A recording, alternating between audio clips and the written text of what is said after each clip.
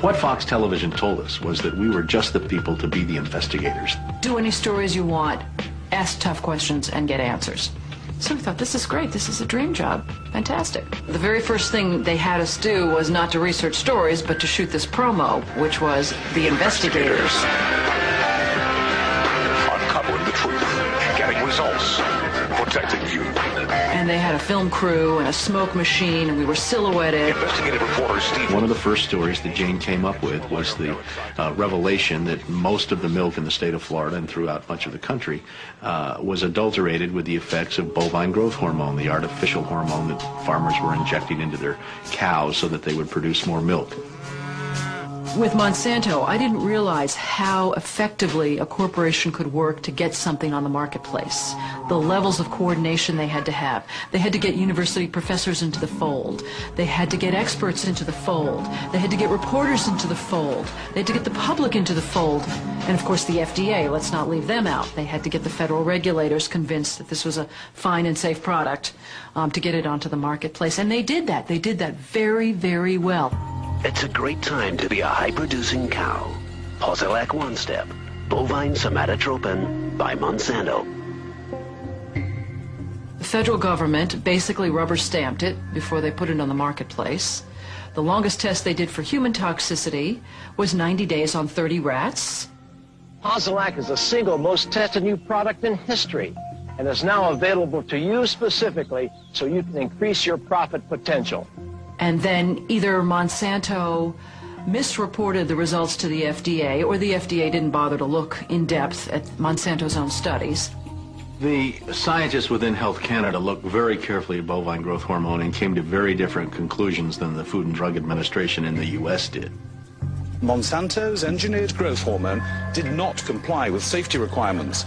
It could be absorbed by the body and therefore did have implications for human health.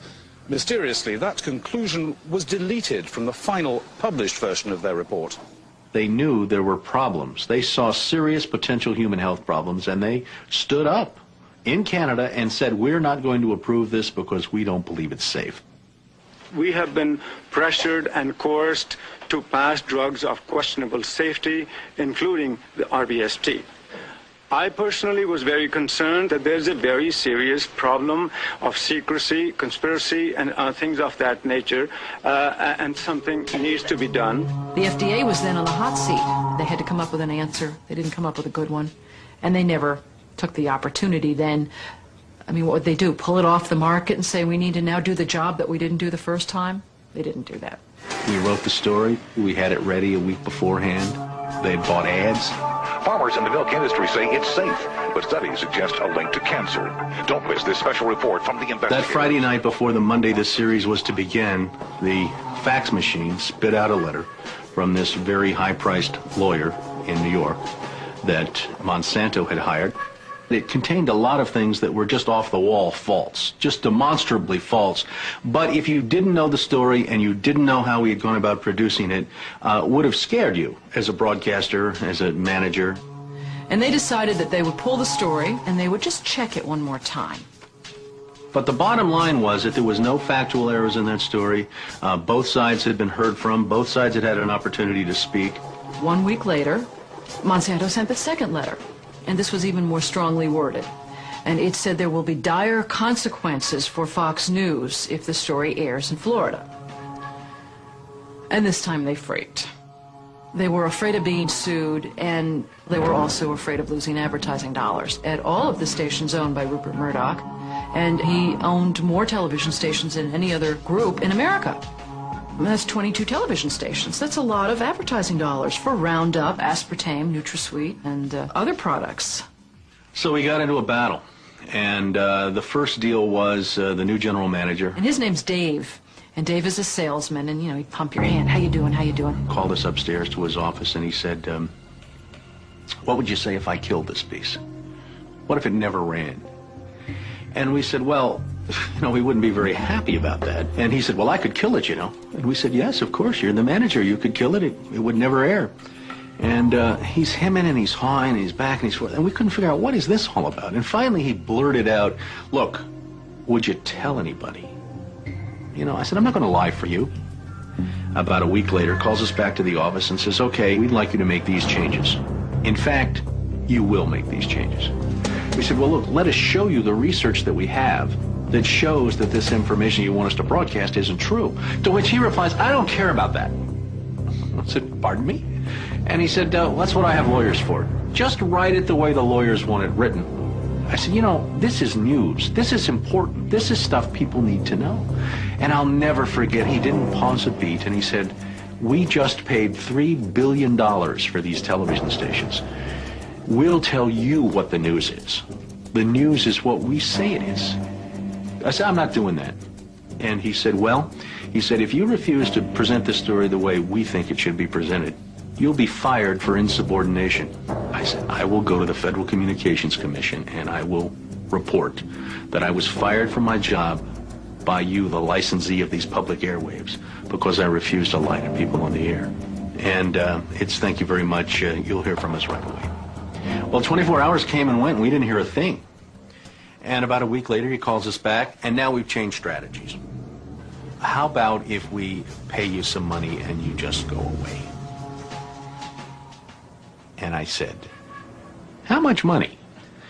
Because, you know, when somebody offers to bribe you like that, I always want to know if it might be worth it. He was going to offer us the rest of our year's salary if we agreed not to talk about what Monsanto had done, to not talk about the Fox corporate response in suppressing the story, and to not talk about the story.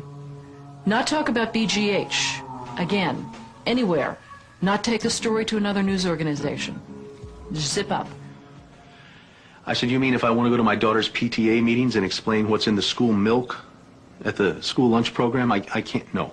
You can never speak about this anywhere. And Steve says, okay, write it up. And I'm like, write it up? What are you talking about? Write it up. And I didn't say anything. And Dave, he wrote it up. And he FedExed it to us a couple days later. And he said, are you going to sign? And we said, nah, Dave, we're not going to sign that. And he said, well, send it back, okay? I said, no, Dave, we're not going to send that back. It was, okay, we can't buy you out. We can't shut you up. Let's get the story on the air in a way that we can all agree it will go on the air. And we started rewriting and editing with their lawyers. Well, during this 8-month re-review process, I say jokingly, they did things like, for example, they wanted to take out the word cancer. You don't have to identify what the potential problem is. Just say human health implications. Any criticism of Monsanto or its product, they either removed it or minimized it. And it was very, very clear, I would say, almost every edit they made to the piece, that was the aim. And we changed this and this and this, and then that wasn't good enough. Okay, now change this and this and this. Now change this and this. Version after version after version, 83 times. 83 times is unheard of. It doesn't happen. You shouldn't have to rewrite something 83 times. Obviously, they didn't want to put the thing on the air, and they were trying to drive us crazy and get us to quit or wait until the first window in our contract so that they could fire us. They, in effect, announced that they were going to fire us for no cause. Well, this was a little much. And Steve wrote a letter to the lawyer in Atlanta, whose name is Carolyn Forrest, the Fox corporate lawyer. And I said, you know, this isn't about being fired for no cause. You're firing us because we refused to put on the air something that we knew and demonstrated to be false and misleading. That's what this is about. And because we put up a fight, because we stood up to this big corporation, and we stood up to your editors, and we stood up to your lawyers, and we said to you, look, there ought to be a principle higher than just making money. And she wrote a letter back and said, you are right. That's exactly what it was. You stood up to us on this story, and that's why we're letting you go. Jane sued Fox under Florida's whistleblower statute, which protects those who try to prevent others from breaking the law. But her appeal court judges found that falsifying news isn't actually against the law. Florida's appellate court has ruled in favor of Fox 13. You may recall that Jane Akre, a former reporter here, sued Fox 13 in a whistleblower lawsuit, claiming she was fired for refusing to distort her report. The appeals court today threw that case out, saying Ms. Akre had no whistleblower claim against the station based on news distortion. Fox 13 Vice President and General Manager Bob Linger says the station has been completely vindicated by the ruling.